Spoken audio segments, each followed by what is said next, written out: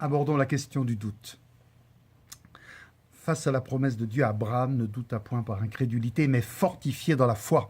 Il rendit gloire à Dieu, étant pleinement persuadé que ce que Dieu a promis, il a la puissance de l'accomplir.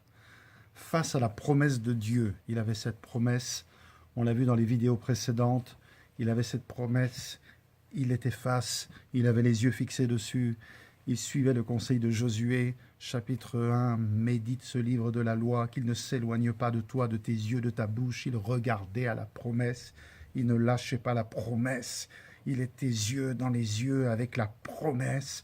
La promesse était sa provision et il n'était pas prêt de la laisser partir. C'est ton miracle, la promesse. C'est plus qu'une promesse, car il est dit que en Christ, il est le oui. Christ a toutes, à chacune des promesses de Dieu. Il est oui et amen. Donc quand tu as une promesse, fais comme Abraham. Tu tiens. L'Éternel est mon berger. Je ne manquerai de rien. Je ne peux pas manquer. Ce n'est pas possible. Mes yeux sont sur la promesse. Je ne regarde qu'à la promesse. Ce n'est pas de la présomption, mes bien-aimés. C'est de la foi. C'est croire Dieu. C'est croire que Dieu ne peut pas mentir. C'est croire que Dieu ne peut pas te dire quelque chose et ne pas tenir son engagement. C'est croire que oui, les hommes, souvent, ne vont pas tenir leur engagement, mais pas Dieu. Et Dieu veut nous donner, être un modèle à ce niveau. Il veut montrer. Les hommes ne s'engagent pas toujours, ne tiennent pas leurs promesses. Mais moi, non. Si je l'ai dit, je le ferai. Mais il y a une condition.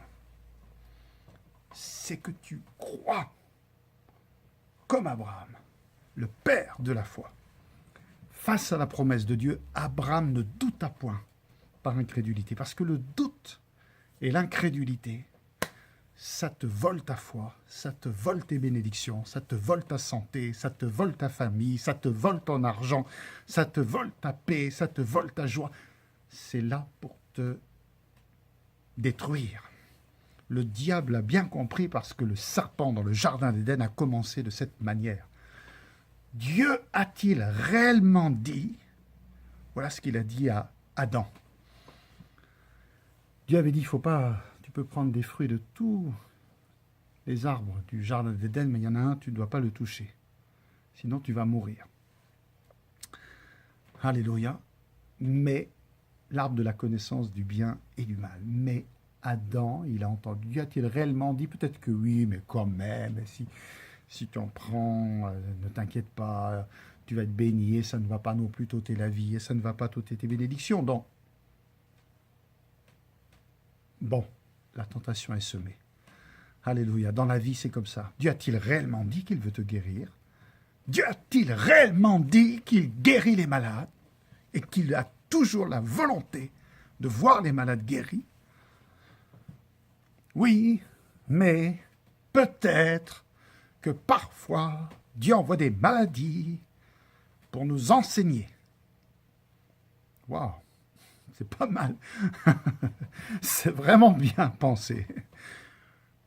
Drôle de père, lui-même qui a dit que vous qui êtes méchants, vous ne donneriez pas des pierres à vos enfants quand ils vous demandent du pain. Et maintenant, vous croyez que je vais vous envoyer des maladies pour vous apprendre quelque chose.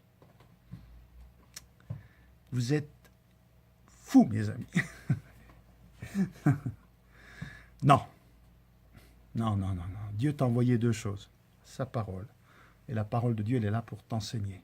Heureusement qu'on a des hommes et des femmes qui regardent la parole. La parole. Qu'est-ce qu'elle dit au sujet des maladies, la parole? Qu'est-ce qu'elle dit au sujet de la santé?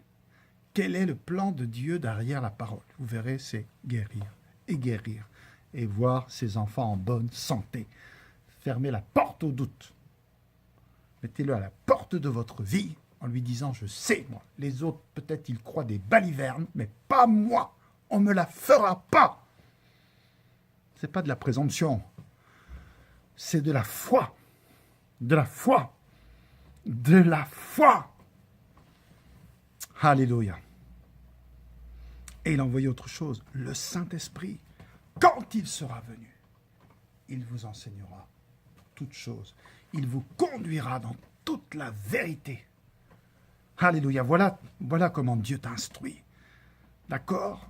La philosophie, la pensée des hommes pense qu'on apprend quand on s'écrase sous les roues d'une voiture.